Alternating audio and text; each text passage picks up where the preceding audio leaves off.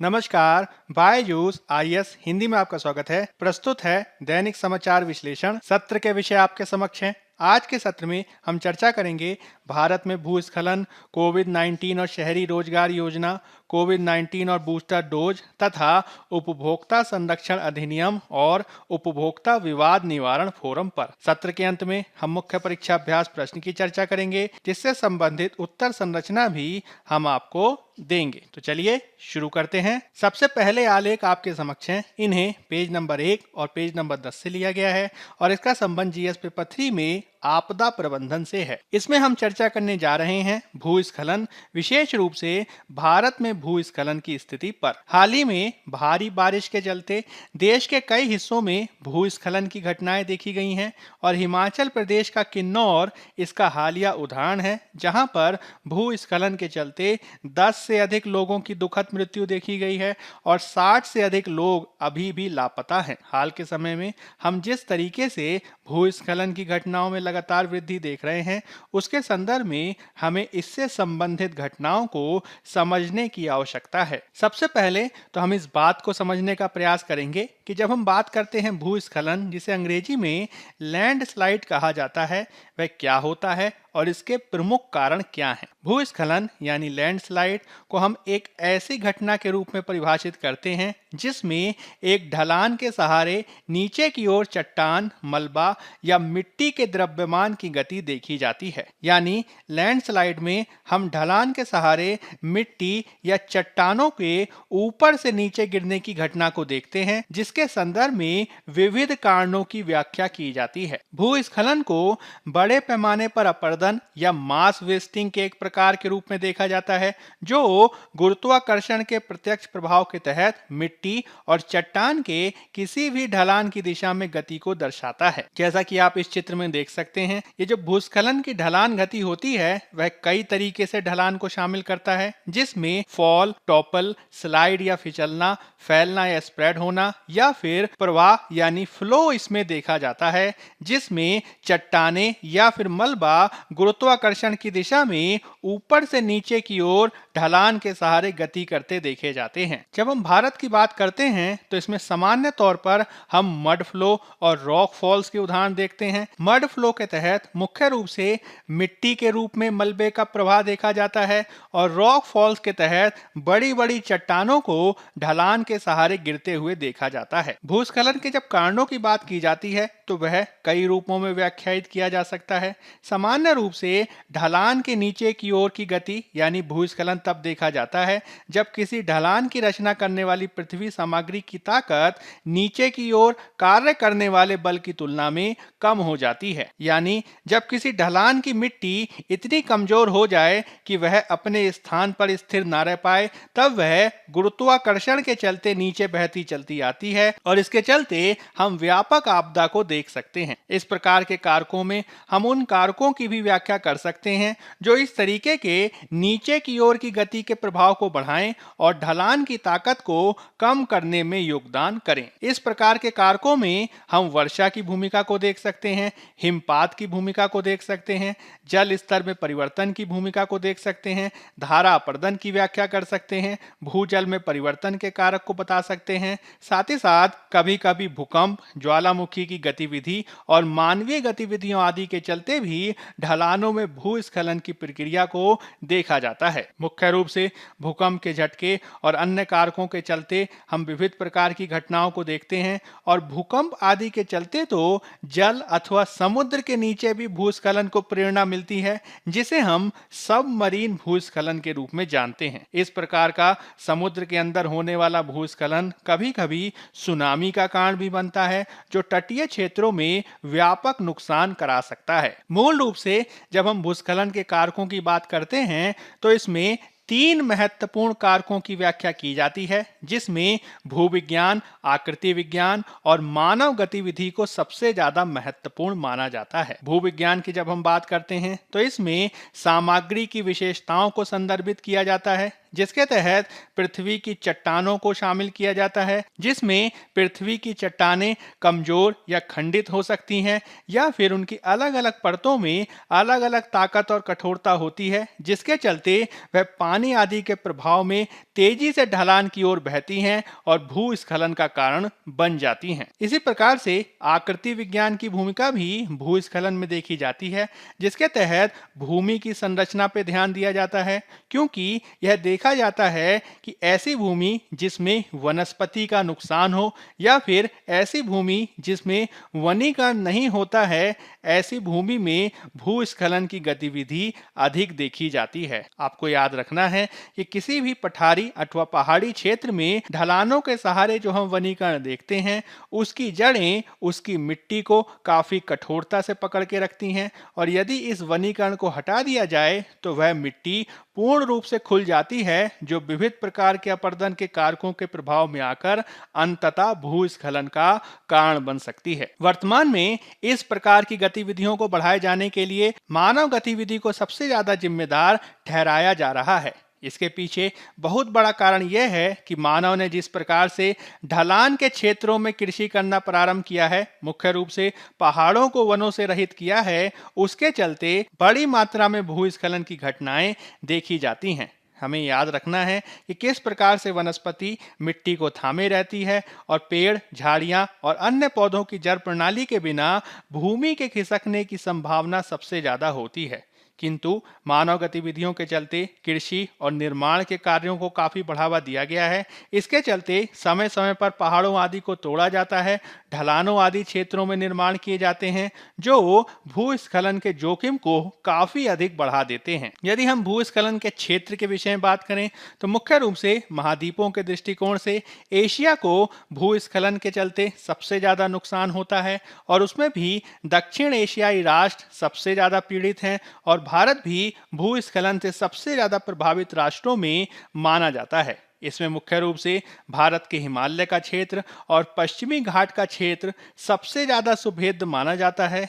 क्योंकि एक ओर तो हिमालय की जो पहाड़ियां हैं वह नवीन बलित पर्वत का उदाहरण है, जिसमें अभी भी ऊंचाई देखी जा रही है, जो अभी भी निरंतर भूगर्भिक क्रियाओं के चलते निरंतरता के आधार पर उसमें परिवर्तन देखे जा रहे हैं, जो ढलानों की अस्थिरता का कारण बनता है और समय समय पर उसमें भूस्खलन की घटनाएं देखी जाती हैं। वहीं दूसरी ओर पश्चिमी घाट में भी इसी प्रकार की प्रक्रियाएं देखी जाती हैं, जहां मुख्य रूप से मानवीय गतिविधियों ने भूस्खलन की घटनाओं को काफी बढ़ावा दे दिया है। जिस तरीके से हाल के वर्षों में भूस्खलन की घटनाओं में वृद्धि देखी जा रही है, उसके चलते यह बेहद आवश्यक है कि हम इसकी घटनाओं को विशेष रूप से यह आपदा के रूप में हमारे सामने न आए, इसके लिए इसे हमें शमन किए जाने की आवश्यकता है, जिसके तहत हमें ये कोशिश करनी होगी कि भूस्खलन से होने वाली मानवीय हानि को कम से कम किया जा सके। इसके तहत हमें भूस्खलन की संभावना वाले क्षेत्रों में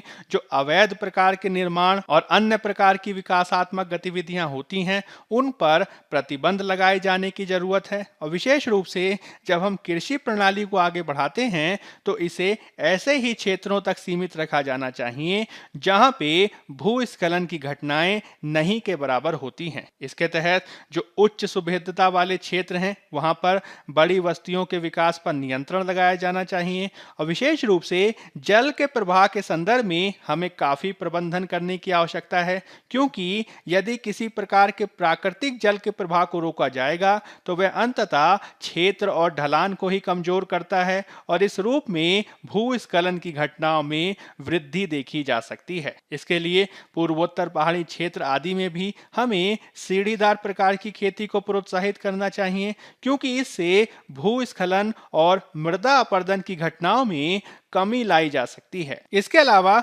हमें उन क्षेत्रों का खतरा मानचित्रण यानी हैजार्ड मैपिंग को बढ़ावा दिए जाने की आवश्यकता है जहां पर भूस्खलन आने की सबसे ज्यादा संभावना होती है। ऐसे क्षेत्रों में बस्तियों के निर्माण से हमें बचना चाहिए और इन क्षेत्रों का मानचित्रीकरण भी किया जाना चाहिए ताकि भविष्य में इन क्षेत्रों में भूस्खलन आने की स्थिति में हम बेहतर नियोजन के साथ सामने आ सकें। साथ ही साथ हमें ऐसी भू उपयोग प्रथाओं को भी अपनाने की जरूरत है जिसके माध्यम से भूस्खलन की घटनाओं को कम किए जाने में मदद मिल सके, जिसके तहत हमें पहाड़ी ढालों में उपयुक्त प्रकार की प्राकृतिक वनस्पति प्रजातियों का वृक्षारोपण किया जाना चाहिए और जहां पे अच्छी प्रकार की प्राकृतिक वनस्पति देखी जाती है उन प्रकार के जंगलों और प्राकृतिक घास के मैदान आदि को अच्छी प्रकार से संरक्षित किए जाने की आवश्यकता है। जिस प्रकार से हाल के समय में पहाड़ी क्षेत्रों में व्यापक विकासात्मक गतिविधियां देखी जा रही हैं,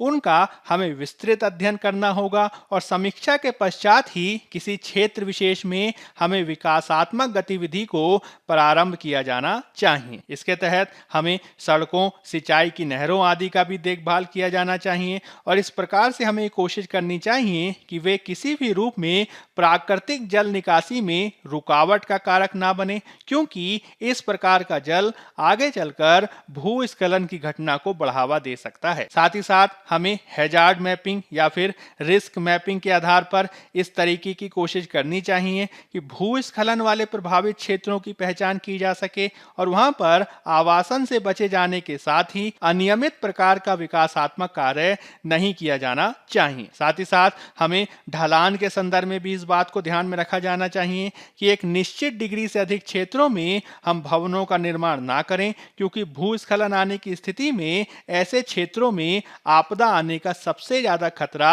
हो सकता है। हाल के समय में यह भी देखा गया है कि पहाड़ी क्षेत्रों में यदाकदा आने वाले भूस्खलन से बचाने के लिए समय समय पर हम रिटेनिंग वॉल्स का भी सहारा लेते हैं, जिसके तहत पहाड़ियों के किनारे दीवारों का निर्माण किया जाता है जिससे पहाड़ों से फिसल कर आने वाले पत्थरों आदि से बचाव किया जा सकता है। इस प्रकार की दीवारों को जमीन को फिसलने से रोकने के संदर्भ में बनाया जाता है, जो आमतौर पर आप हिल स्टेशनों में सड़कों के किनारे देख सकते हैं। हाल के समय में इस बात पर भी मांग उठी है कि जो व्यक्ति या समुदाय भूस्खलन से प्रभावित होते हैं उनके संदर्भ में बीमा की व्यवस्था भी की जानी चाहिए, ताकि यदि किसी व्यक्ति का घर भूस्खलन आदि से क्षतिग्रस्त होता है तो उसे समयबद्ध आधार पर सहायता प्रदान की जा सके। इस प्रकार से विभिन्न उपायों को अपनाने के माध्यम से भूस्खलन की तीव्रता को कम किया जा सकता है। हालांकि जिस तरीके से ये देखने में आ रहा है कि हम मानवीय हस्तक्षेप के माध्यम से प्रकृति के साथ छेड़छाड़ कर रहे हैं, वह निश्चित ही भविष्य में प्राकृतिक आपदाओं की संख्या में वृद्धि कर सकता है। इस बात को समझते हुए हमें प्रकृति और सतत विकास की अवधारणा को समझते हुए कार्य किए जाने की आवश्यकता है और साथ ही साथ आपदा प्रबंधन अधिनियम के तहत जो विविध प्रकार के संस्थाएं और राष्ट्रीय आपदा प्रतिक्रिया बल आदि बनाए गए हैं, उनके द्वारा भी बेहतर ढंग से कार्य किए जाने की आवश्यकता है। हाल के समय में आपदा प्रबंधन अधिनियम के तहत बनाए गए राष्ट्रीय आपदा प्रतिक्रिया बल द्वारा काफी प्रशंसनीय कार्य किया भी गया है, जो राज्य के अनुरोध पर सशस्त्र बल, केंद्रीय अर्धसैनिक बल और इस प्रकार के बलों के माध्यम से राज्यों को सहायता प्रदान करता है और उनके द्वारा कई सफल बचाव अभियान भी चलाए गए हैं। उनके द्वारा समय समय पर लोगों में जागरूकता भी फैलाई जाती है और इस तरीके के तैयारी अभियान और मॉक ड्रिल आदि को चलाकर हम भूस्खलन जैसी प्राकृतिक आपदाओं के प्रभाव को कम कर सकते हैं। अब हम बात कर लेते हैं पेज नंबर 9 में दिए गए एक अन्य एडिटोरियल की,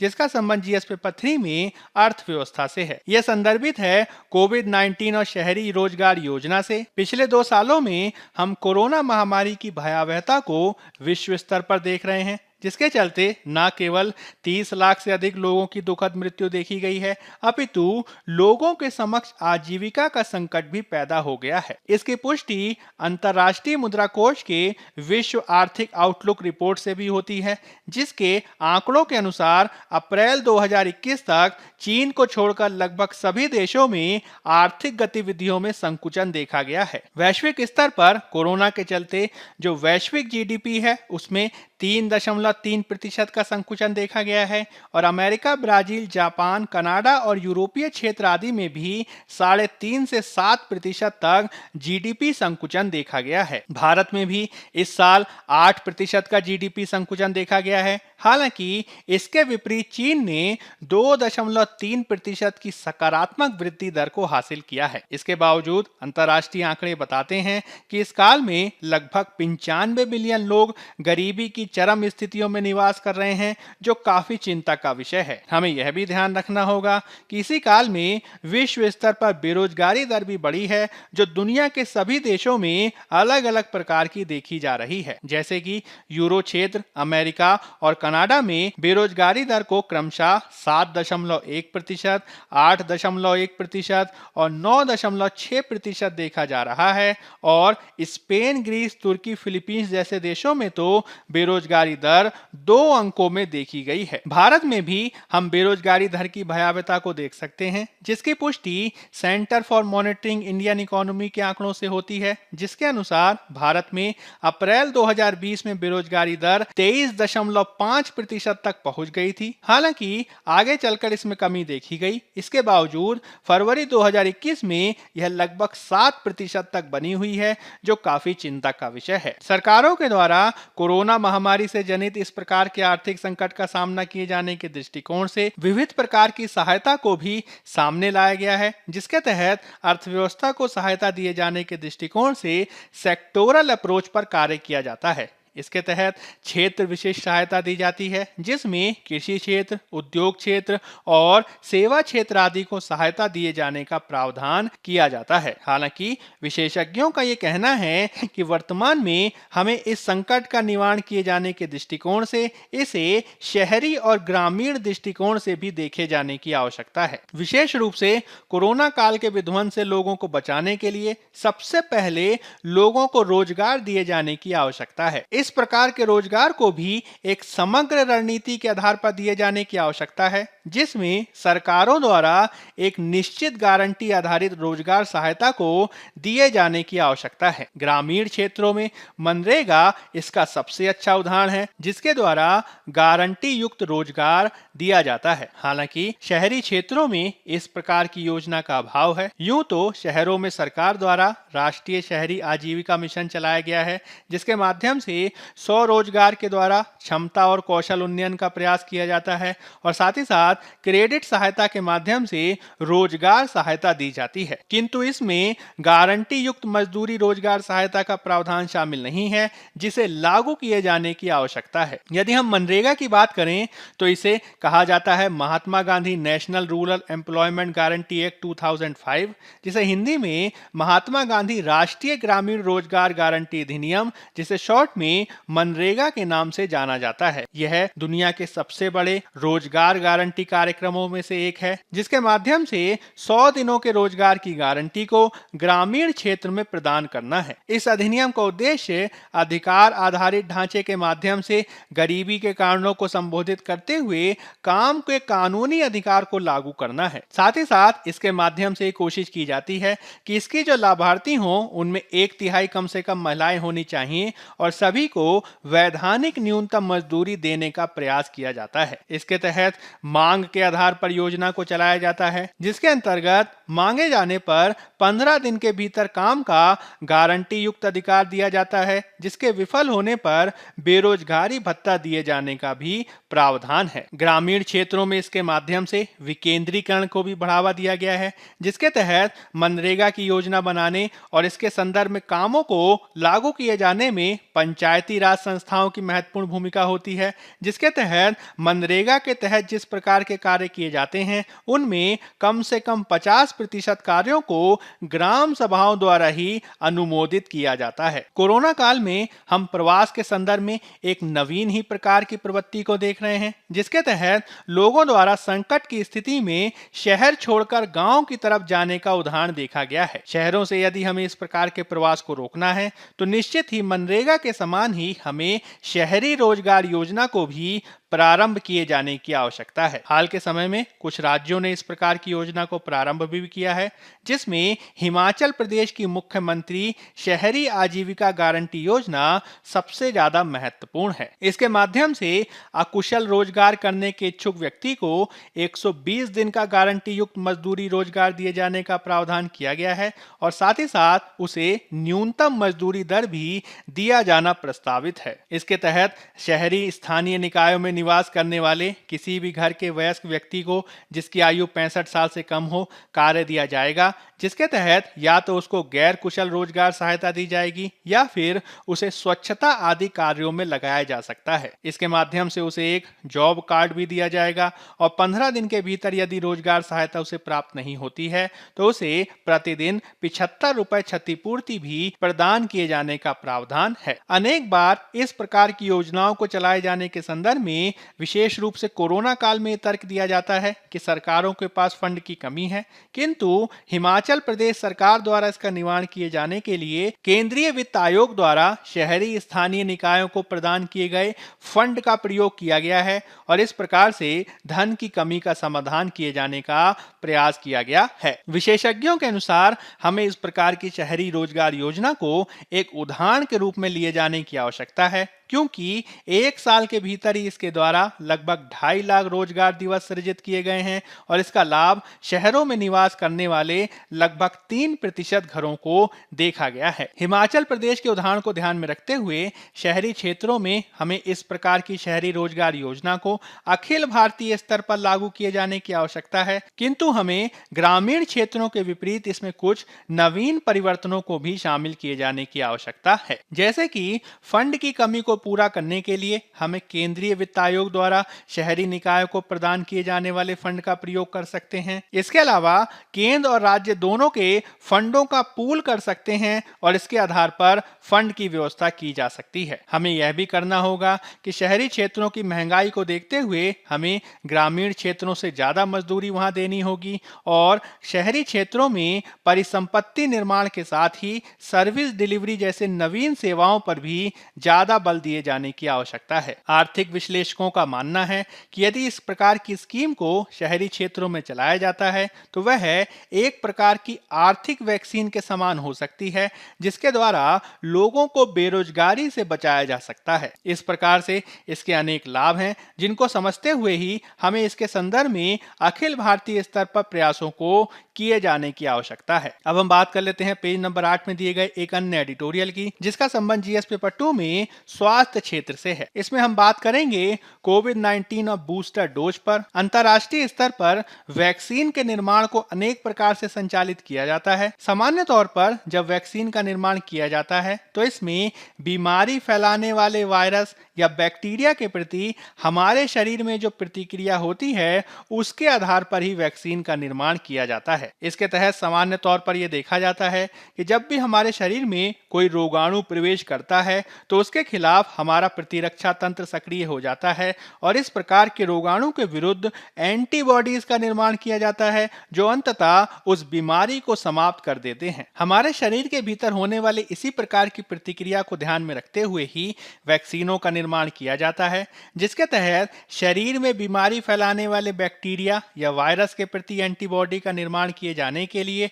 कमजोर प्रकार के जीवित बैक्टीरिया या वायरस अथवा मृत बैक्टीरिया वायरस का प्रयोग करके उसे शरीर में प्रविष्ट कराया जाता है और उसके खिलाफ एंटीबॉडीज का निर्माण करवाया जाता है। इस प्रकार से अनेक प्रकार की वैक्सीनों का निर्माण किया जाता है, जिसमें खसरा, रुबेला, चिकन पॉक्स की वैक्सीन आदि काफी महत्वपूर्ण है। हाल के समय में कुछ अन्य प्रकार से भी वैक्सीनों का निर्माण किया गया है, जिसमें जीवित अथवा मृत वायरस और बैक्टीरिया के स्थान पर उनके आनुवांशिक पदार्थ जैसे कि डीएनए और आरएनए को लेकर ही उसके आधार पर वैक्सीन का निर्माण किया गया है। विशेष रूप से कोरोना की जो वैक्सीन बनाई गई है वो इसी तकनीक के आधार पर बनाई गई है। हालांकि जो इस प्रकार की आनुवांशिक पदार्थों के आधार पर वैक्सीन बनाई जाती है उसमें यह देखा जाता है कि इस प्रकार की आनुवांशिक पदार्थों के माध्यम से बनाई गई वैक्सीनों से बनने वाली एंटीबॉडी अधिक समय तक शरीर में नहीं बनी रहती है और यही कारण है कि ऐसे व्यक्तियों को समय समय पर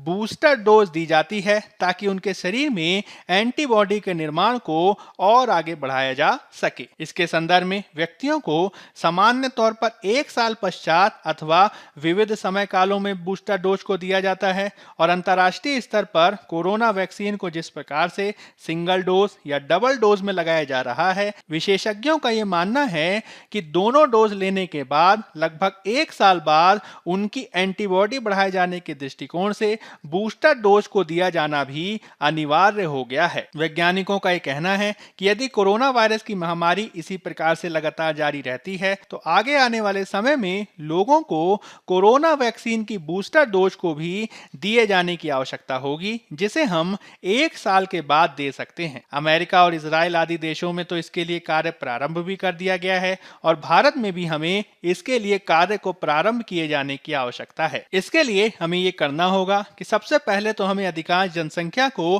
कोरोना वायरस की दोनों डोजों को देना होगा ताकि भारत में एक प्रकार की हर्ड इम्यूनिटी का विकास किया जा सके और दोनों डोजेस को दिए जाने के 1 साल के पश्चात जनसंख्या को बूस्टर डोज भी प्रदान करना होगा। इस प्रकार की रणनीति के आधार पर ही कोरोना के खिलाफ एक व्यापक प्रकार की इम्यूनिटी प्रदान किया जाना संभावित है, तभी हम इसके संदर्भ में बेहतर ढंग से कार्य कर सकते हैं। अब हम बात कर लेते हैं पेज नंबर 12 में दिए गए एक अन्य आलेख की जिसका संबंध जीएस पेपर 2 में पॉलिटी से है। इसमें हम बात करेंगे उपभोक्ता संरक्षण अधिनियम 2019 और उपभोक्ता विवाद निवारण फोरम की। हाल ही में अनेक राष्ट्रीय आयोगों में वैकेंसी यानी रिक्तियां लगातार देखी जा रही हैं। इसमें न्यायिक आयोगों के साथ ही विविध प्रकार के उपभोक्ता विवाद निवारण फोरम में भी वैकेंसी देखी जा रही है। यह मामला हाल में इसलिए चर्चा में आया है क्योंकि सुप्रीम कोर्ट में भी यह मामला उठ गया है और सुप्रीम कोर्ट द्वारा इसके संदर्भ में केंद्र और राज्य सरकारों को उपभोक्ता विवाद निवारण फोरम में हुई वैकेंसी को 8 सप्ताह में भरे जाने का आदेश दे दिया गया है। सुप्रीम कोर्ट ने साथ ही साथ यह भी आदेश दिया है कि 2019 में जो हमने उपभोक्ता संरक्षण अधिनियम बनाया था उसके विधायी प्रभाव के अध्ययन रिपोर्ट को भी 4 हफ्तों में सुप्रीम कोर्ट के समक्ष प्रस्तुत करना होगा। इसके माध्यम से सुप्रीम कोर्ट इस बात की जांच करेगी कि उपभोक्ता संरक्षण की दिशा में जो 2019 में हमने कानून बनाया उसके माध्यम से न्यायपालिका पर भार क्या बढ़ा है अथवा घटा है। हमें याद रखना होगा कि सरकारों ने हाल के समय में उपभोक्ता संरक्षण की दिशा में अनेक प्रयास किए हैं। हालांकि उपभोक्ता संरक्षण के लिए बनाए गए जो उपभोक्ता विवाद निवारण फोरम हैं उनमें कार्यबल और संरचना की भारी कमी है जिसके निवारण के लिए हमें कार्य करना होगा। अब इसी के तहत हम इस बात को भी समझने का प्रयास करते हैं कि उपभोक्ता विवाद निवारण फोरम क्या होता है। भारत द्वारा 2019 से पहले 1986 में उपभोक्ता संरक्षण अधिनियम बनाया गया था और इस अधिनियम के माध्यम से उपभोक्ता विवादों के त्वरित समाधान के लिए राष्ट्रीय, राज्य और जिला स्तर पर एक प्रकार के उपभोक्ता विवाद निवारण फोरम और आयोगों के गठन का प्रावधान किया गया था। ये फोरम अर्ध न्यायिक निकाय के रूप में कार्य करते हैं जिसमें जिला फोरम का नेतृत्व एक ऐसे व्यक्ति द्वारा किया जाता है जो जिला न्यायाधीश के रूप में नियुक्त होने के योग्य हो या रहा हो और राज्य आयोग का नेतृत्व ऐसे व्यक्ति द्वारा किया जाता है जो उच्च न्यायालय का न्यायाधीश है या रहा है। इसकी परिधि में वस्तुओं के साथ सेवाओं को भी कवर किया जाता है जिसके तहत वस्तुओं में ऐसी वस्तुओं को शामिल किया जाता है जिनकी बिक्री उपभोक्ताओं को थोक विक्रेता या खुदरा विक्रेता द्वारा की जाती है और सेवाओं में परिवहन, टेलीफोन, बिजली, आवास, बैंकिंग, बीमा, चिकित्सा उपचार आदि की प्रकृति वाली सेवाओं को शामिल किया जाता है। इसके तहत जो शिकायत, अपील या याचिका की जाती है उसमें उपभोक्ता को अदालत का शुल्क नहीं देना होता अपितु मामूली शुल्क देकर ही वह शिकायत दर्ज करा सकता है। इसके तहत आपको यह भी ध्यान रखना है कि यदि कोई उपभोक्ता जिला फोरम के निर्णय से संतुष्ट नहीं है तो वह राज्य आयोग में अपील कर सकता है और यदि वह राज्य आयोग के आदेश से भी संतुष्ट नहीं है तो वह राष्ट्रीय आयोग में भी जा सकता है। 2019 में जो नवीन उपभोक्ता संरक्षण अधिनियम बनाया गया है उसके अनुसार जिला, राज्य और राष्ट्रीय स्तर पर विवाद निवारण आयोगों की स्थापना किए जाने का प्रावधान है, जिसमें क्रमशः 1 करोड़, 1 करोड़ से 10 करोड़ और 10 करोड़ से अधिक तक के आर्थिक क्षेत्राधिकारों को शामिल किया गया है। आप इस चित्र में उपभोक्ता संरक्षण अधिनियम 1986 और 2019 के उपभोक्ता संरक्षण अधिनियम के बीच के अंतर को समझ सकते हैं, जिसके माध्यम से राष्ट्रीय, जिला और राज्य स्तर पर विविध प्रकार के परिवर्तनों को प्रस्तुत किया गया है। 2019 के अधिनियम के माध्यम से केंद्रीय स्तर पर एक केंद्रीय उपभोक्ता संरक्षण प्राधिकरण के निर्माण का प्रस्ताव किया गया है, जबकि 1986 के अधिनियम में इस प्रकार के विनियामक को नहीं बनाया गया था। 2019 के अधिनियम के माध्यम से उपभोक्ता अदालतों के क्षेत्राधिकार में भी व्यापक परिवर्तन किए गए हैं, जिसके तहत पहले शिकायतकर्ता को ऐसे ही उपभोक्ता अदालत में शिकायत दर्ज करनी होती थी जहां पे कंपनी अवस्थित होती थी, किंतु अब उपभोक्ता अपने क्षेत्र वाले उपभोक्ता अदालत में ही शिकायत दर्ज कर सकता है। 2019 के अधिनियम के द्वारा बनाए गए या प्रस्तुत किए गए उत्पाद की जिम्मेदारी को तय किए जाने के संदर्भ में भी व्यापक प्रावधान किए गए हैं, जिसके तहत यदि उत्पाद से उपभोक्ता को किसी प्रकार की शिकायत या फिर दुर्घटना होती है तो वे इसके संदर्भ में उत्पादक से क्षतिपूर्ति मांग सकता है। 2019 के अधिनियम के माध्यम से पहली बार ई कॉमर्स को भी शामिल किया जाने का प्रावधान है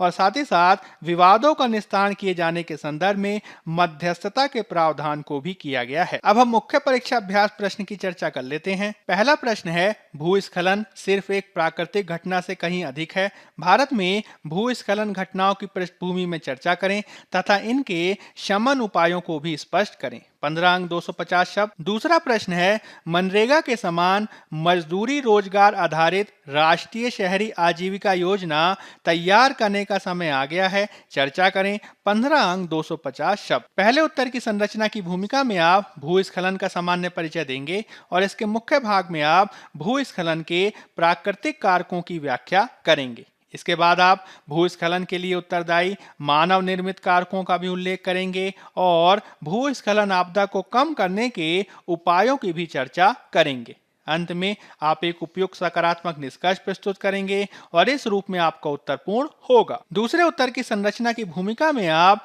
मनरेगा का सामान्य परिचय देंगे और इसके मुख्य भाग में आप कोरोना महामारी की भयावहता और अर्थव्यवस्था पर इसके प्रभाव को स्पष्ट करेंगे। फिर आप आर्थिक संकट की पृष्ठभूमि में राष्ट्रीय शहरी आजीविका योजना तैयार करने के कारकों की व्याख्या करेंगे और इसके संदर्भ में कुछ सुझावों को भी प्रस्तुत करेंगे। अंत में आप एक उपयुक्त सकारात्मक निष्कर्ष देंगे और इस रूप में आपका उत्तर पूर्ण होगा। बायजूस आईएएस हिंदी के आज के अंक में फिलहाल इतना ही। धन्यवाद।